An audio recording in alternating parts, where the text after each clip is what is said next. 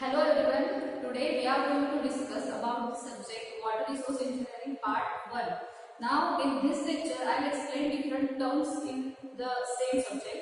Firstly India's water resources. Now there are different resources in India. There are different resources in India which we are going to use as a water resource like ponds, rivers, lakes. In these resources, rivers are the major resource for the water. The Indian region is divided into four main river regions. First river region is Brahmaputra river region, second is the Ganga river region, third is the Northwest river region, and last is the Central and Deccan river region. Last two, Northwest and Central and Deccan river region contains different rivers. I'll explain these all resources in next lecture. Now, for the status of water resource in India, firstly we have to calculate the per capita water availability in our country. Now, according to 2005 census, the precipitation, average precipitation at that moment is about 12,000 mm. I'll explain why. Precipitation is 1200 mm, about 1.2 meters. This precipitation 1200 mm is highly in uneven fashion. Like precipitation falls, precipitation is in the form of rain, snow and hail, etc. Now this precipitation is in highly uneven fashion, like as low as 150 to 200 mm and as high as 10,000 mm in different regions. As we all know, India is a tropical country.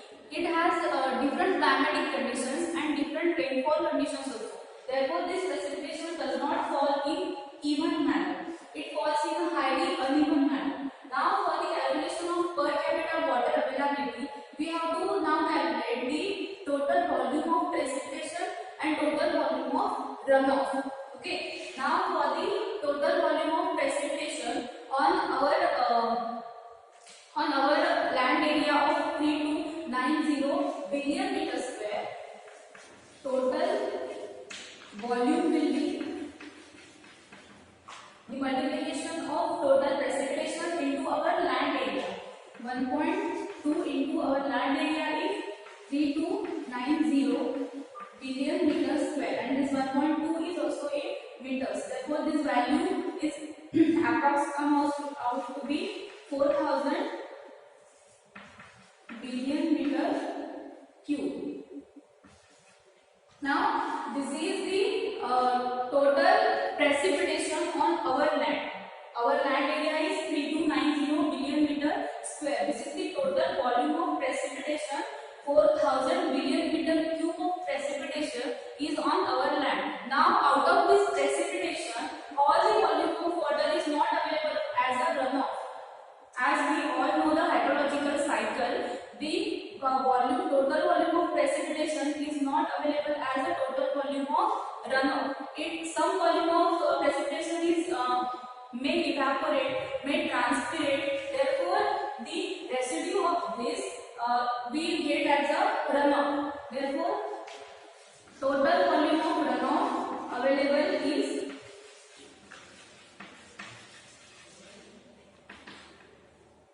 1869 billion meter cube.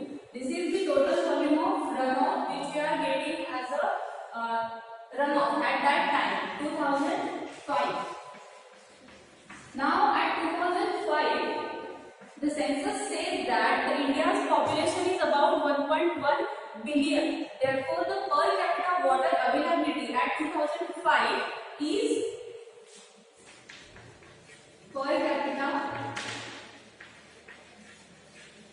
water availability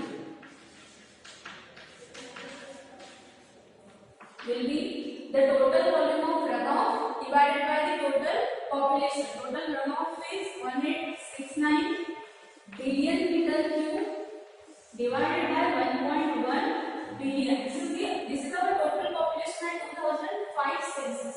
Therefore, this value comes out to be 1700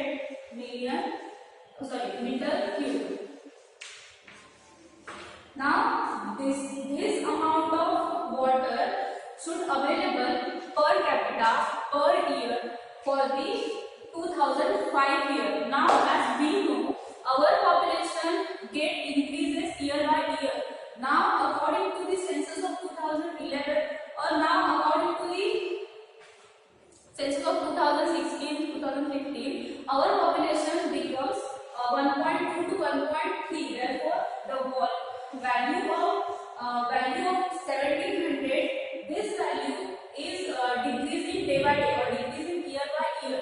Therefore, we are getting poorer and poorer. Our country getting poorer and poorer in case of water resources. Now, but according to this value, Mr.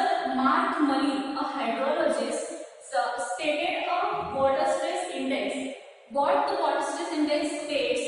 Now, water stress index states that the country who has the water availability, per capita water availability is up to 1700 meter cube. That country occurs the occasional water problems. Okay. Now, if the value becomes below 1700 meter cube, that country occurs a period of water stress. That country occurs a period of water problem. Okay. Now, if that value falls below 1000 or up to 1000 meter cube per year per capita, now that country faces the problem of chronic water stress. That means chronic or frequent water problems. Now, 1000 is below 500 meter cube. If the country falls the value of water availability per capita per year below 500 meter cube, then the country faces the problem of extreme scarcity. Now, this indicates the water stress index. Now, I will explain what are the major and minor irrigation schemes. Now, for major and minor irrigation schemes, we have to understand first cultivable command area and the gross command area. What are the cultivable command area and what is the gross command area? Now, gross command area is that area which is bounded by the irrigation project. Suppose this is the irrigation project and this area is bounded by this irrigation project. Now, this total area which includes uncultivable area and cultivable area, this area is nothing but the gross command area. This includes all the area like your roads, your villages, your towns. On roads and villages, we can't cultivate that area. Okay. Therefore, this area is known as the gross command area, which includes total area, which can be cultivated or which cannot be cultivated. Now, the cultivable command area is the part of gross command area, which includes only the part of gross command area which can be cultivated or which can be cultivable. Okay. Now, the difference between cultivated and cultivable. The area cultivable command area is divided into two parts: the area which is already cultivated and area which is cultivable but not cultivated. Okay. Now, cultivable command area means the part of gross command area which includes only the cultivated or the cultivable area. Now, this area includes the fallow lands or the pastures. Now, pastures and fallow land can be cultivable. Okay, these lands are not cultivated lands. These lands can be cultivable. Therefore, cultivable command area does not include the towns, roads. It includes the land only which can be cultivated or which can be cultivable. Now, the major and minor irrigation schemes includes the major irrigation schemes means the schemes which have cultivable command area more than 10,000 hectares.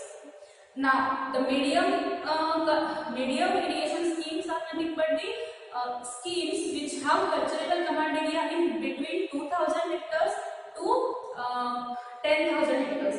Now, the minor irrigation schemes.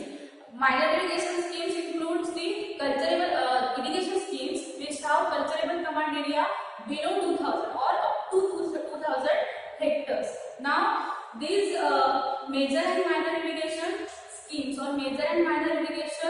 projects are also built for some specific purposes. Now, major irrigation schemes or major irrigation projects are the projects which are built for not only the irrigation purpose, but it can be useful for the hydroelectric power generation, domestic water resource, navigation, etc. Like it is a multi-purpose project. Or minor irrigation projects are the projects which can be used only for the irrigation, or it is built for a specific purpose only. Okay, these are the major and minor irrigation schemes, and these are the different resources which we are used as a water resources for the India.